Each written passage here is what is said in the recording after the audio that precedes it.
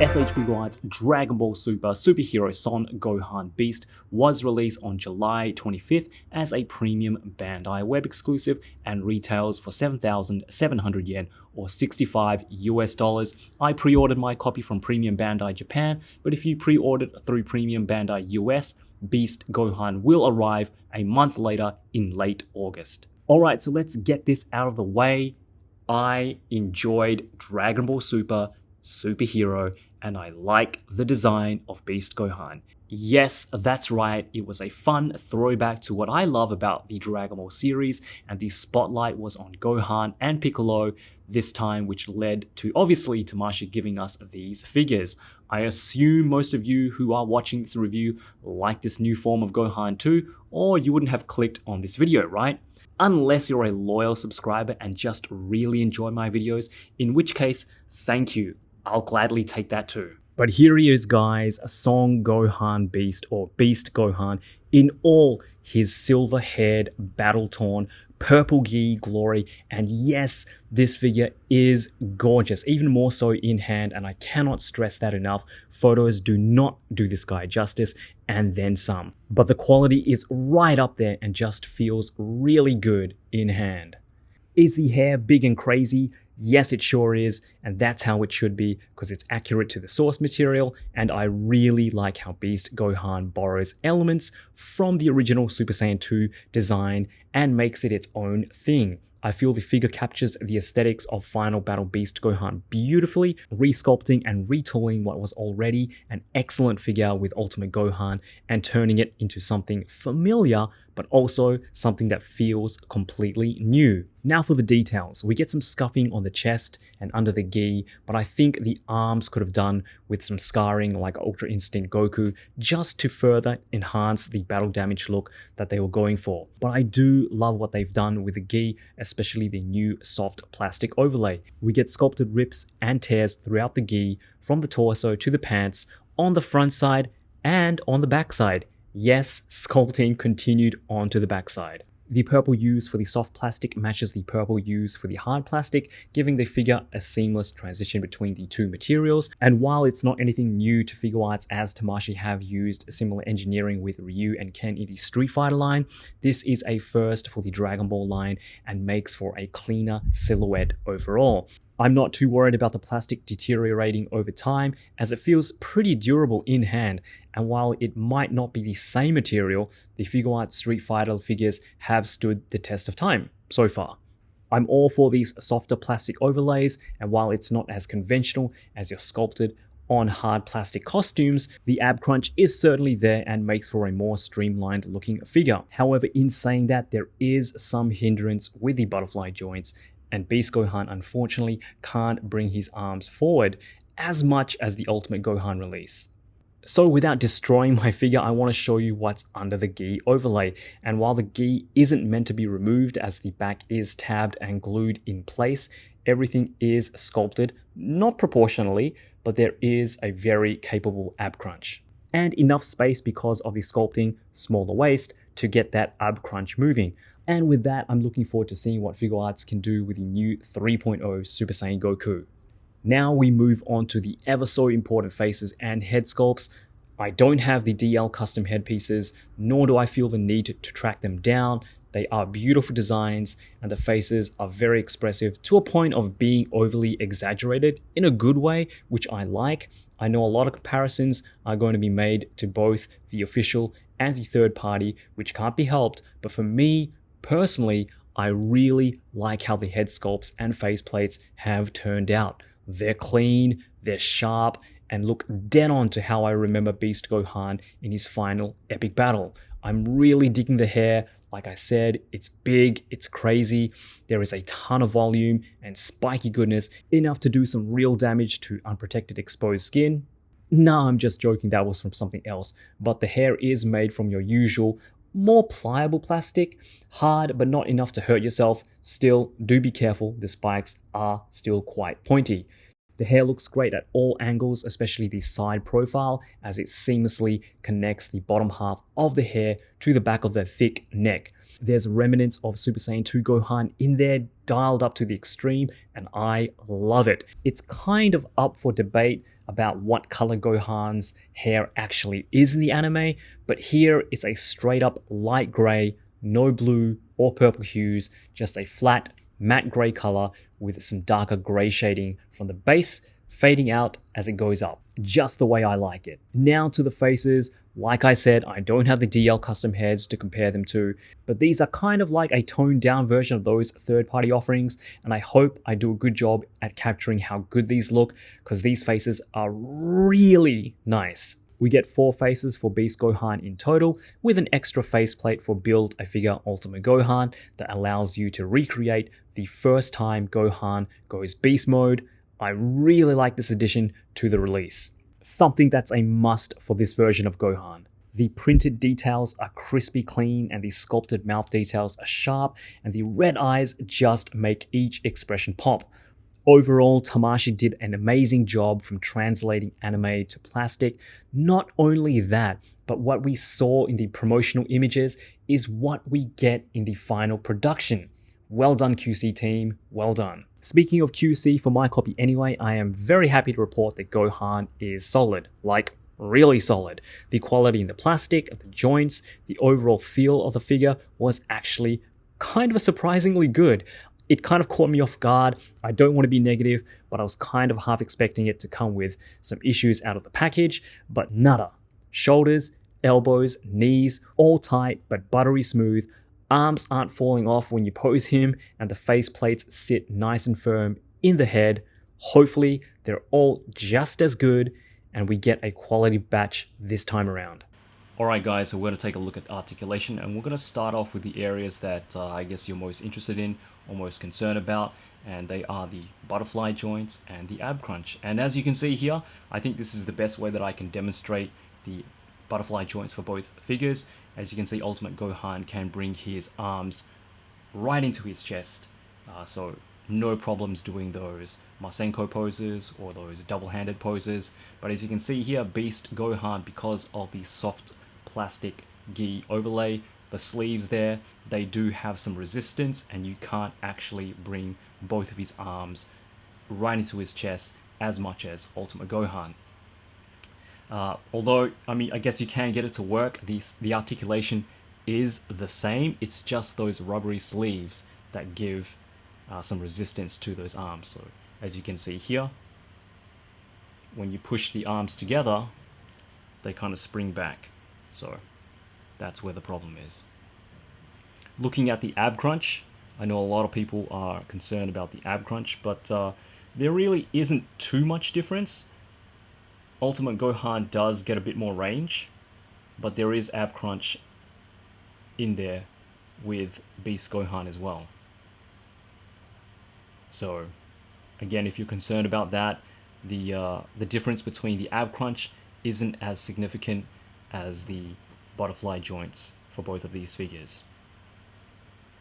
Alright, so let's set Ultimate Gohan to the side for just a moment so we can take a look at the rest of Beast Gohan's articulation. Alright, so let's start off with the head. And Beast Gohan can tilt his head back about that much, looking up at Cell Max, if we ever do get a S.H.Figuarts Cell Max figure. But he can bury his head very far down, which is great. We have some very good side-to-side tilt, and left and right rotation as well. Like I said, the Ghee is a softer plastic overlay. The shoulder sleeves here are connected to the main Ghee piece. They are separate pieces, but they are tabbed in, glued in. So you do get 360 rotation at the shoulders, no problems. And like I mentioned, that's about as much as you'll get before the arms spring back because of those sleeves. Gohan does get 90 degrees there at the shoulders. You have your upper bicep swivel, double jointed elbows fantastic. That's really good range there. And of course your swivels and hinges for the wrist. So again, going back to the ab articulation,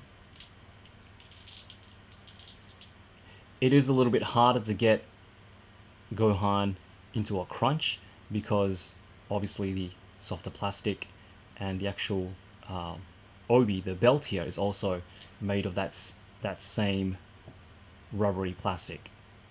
But we do get some ab crunch. Going back, and of course we do get swivel and tilt as well.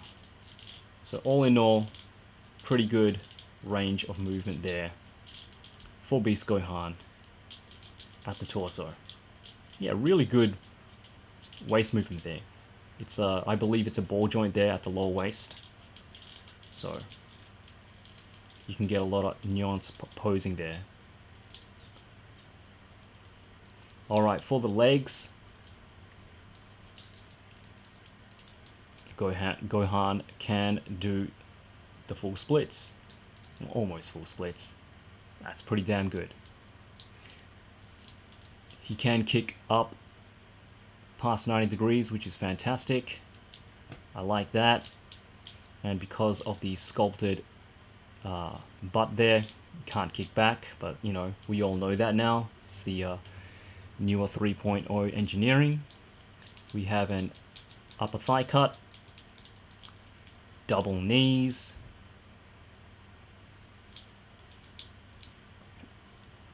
rotation there at the ankle, feet does go down, goes up, toe articulation, and your 3.0 ankle pivot, which I love. So yeah, all in all, very good articulation. Not as good as Ultimate Gohan, but I think the aesthetics do somewhat make up for it. And I guess it really depends on you.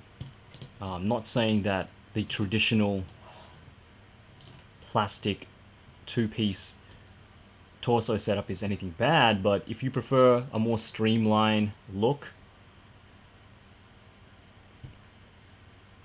whilst, you know, not sacrificing too much of the articulation, then Beast Gohan definitely has enough movement there for you to pull off most poses. Again, Ultimate Gohan does have the better articulation, but Beast Gohan does have the more streamlined aesthetics. There we go, guys. Articulation. Alright, so on to my favorite part of the review. You guys knew this was coming. If you've been collecting the superhero wave, every single figure up until Beast Gohan, then you'll know this is, I think this is everything that we have for Build-A-Figure Ultimate Gohan. And, you know, right off the bat from articulation, if you don't like, you know, the new torso on Beast Gohan, the heads swap out easily, and you can have a clean 3.0 traditional torso look for Beast Gohan, just like this. And I think this looks absolutely awesome, if I can get it to focus. I really like the look of this. You know, it's just Gohan powered up in his beast form, clean Ghee. Fantastic look there. But we're going to be doing some head swaps with the new body, some parts as well, because we do have the cape. So Beast Gohan, set you at the back here, and looking at Ultimate Gohan on the Beast body. So this definitely works as well. Maybe Ultimate Gohan's been having a scuffle. Return of Majin Buu maybe. I really like this. The next head we're going to look at is the Super Saiyan head. Should I say Super Saiyan? Yeah, Super Saiyan head. And this is probably one of my favorite heads out of all the accessories that we get from Build-A-Figure Ultimate Gohan. So again, this works really well as well. I'm really liking this. Next we have the wind-swept hair that we get from Broly. And this can work for your in-fight poses. You know, Gohan's having a bit of trouble. So he's got a bit beaten up. But I think this looks good as well. Alright, next up we have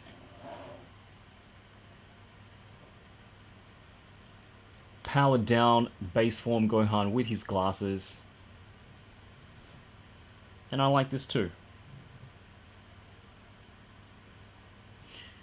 We'll just take off the head for a moment and put on the cape.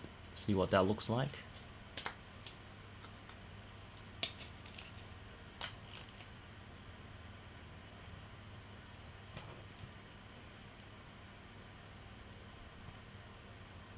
Yeah, never works on camera, does it? Head swaps. I don't know, I might edit this out. I might not. There we go. So yeah, so you can have the cape on Beast Gohan's body as well. That works.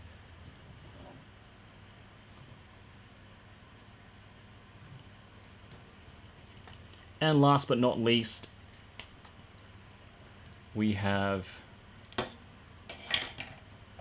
the base form head with the wink that came with Pan. And I think this works really well for, you know, Gohan after he's had a tough battle. He's powered down, you know, celebrating with all of his friends, with the rest of the Z fighters. I think this works really well as well. But yeah, just both of these figures side by side again. To be honest, I don't know which body I prefer. I like both, and they're good things, and I guess, you know, negative points about both figures. But yeah, if you have all of the heads and all of the parts from all the previous Gohan and Superhero Wave figure releases, then you can definitely have a lot of fun swapping out all the heads and all the parts and really get the look that you want. So have fun with it, have a play around with it, and I'm sure you'll find something that that you enjoy and something that, you know, will work for your display and your collection. So Beast Gohan has some of the best accessories in my opinion. In addition to the extra facial expressions and the triggered faceplate for Build-A-Figure Ultimate Gohan, we also get an array of well sculpted hands, the same as what we got with Ultimate Gohan. Tamashii have also included the all-important Masenko Sappo right hand, 2 variations, a hand just on its own for charging and another for firing what's attached to this gorgeous looking clear blue special beam cannon effect piece, which comes with its own stand to prop it up when displaying. It's kind of funny that the first Masenko Sappo effect we get is from Gohan and not Piccolo, but here's hoping we get an accessory pack for Piccolo that includes that effect. Get on it, Tamashii. Either way, it's a beautiful looking piece that'll make for an impressive display in your collection. Tamashii has also thrown in some crossed arms, as you would, and Gohan looks totally badass in this pose. I don't know what it is, but there's something really cool about the crossed arm pose in Dragon Ball. It's so synonymous with Piccolo and Vegeta. You gotta have that quiet cockiness to pull it off, and Gohan definitely does that with style. If you've been collecting the superhero wave of figures up until now, then this one is a no-brainer. Beast Gohan and Orange Piccolo are the main courses in a menu of mostly strong sides and appetizers. Beast Gohan displays everything that Tamashii currently has on offer, from the newer 3.0 engineering to mixing soft and hard materials to create a smoother, more aesthetic figure that doesn't sacrifice articulation all too much. Will this be the standard for Tamashii going forward? Probably not for every character, as the softer material I assume costs a bit more than your standard hard plastic torsos. I think for the Ghee wearing characters who may eventually get the 3.0 treatment, Ultimate Gohan will probably be the base, although in saying that, the new Awakening Goku will utilize some soft plastics in his pants. Either way, Beast Gohan is an excellent release with some of the best accessories, probably second to Turles this year so far. Again, the torso is a bit harder to get into certain poses because of the overlaying Ghee. The shoulders are a little bit restrictive, but the articulation is still there. Is it worth picking up if you already have the DL custom heads? Definitely. This is more than just a headset. It's the full package. It's a brand new battle damage figure with all the accessories you need at $65 US if you pre-ordered it from Premium Bandai. I mean, at the end of the day, it's up to you which look you prefer, but I think you can't go wrong with either. But if you want a Beast Gohan that gives you everything, then this is the way to go. It might be a bit hard to find Gohan now at that $65 price point, but I'd jump on it as soon as possible, as prices will just go up from there. Honestly, I didn't expect to like this figure as much as I do. I think the fact that everything just works as good as it's supposed to, the figure itself feels incredibly solid, plays a big part. It's up there with Second Form Frieza, Turles, and Future Trunks, minus the QC issues and with a strong bias there. But I also have my money on Orange Piccolo. I think that figure is going to be a straight up banger, but we'll find out soon enough next month. Alright guys, that's it from me. Be on the lookout for my Goku accessory pack review coming up very shortly. Question of the day before we go: would you like to see a perfect version of Cell Max in future Dragon Ball Super arcs? Anyway, hope to see you all back soon. Thanks always for watching, you guys are the best. And as always, Yoroshiku!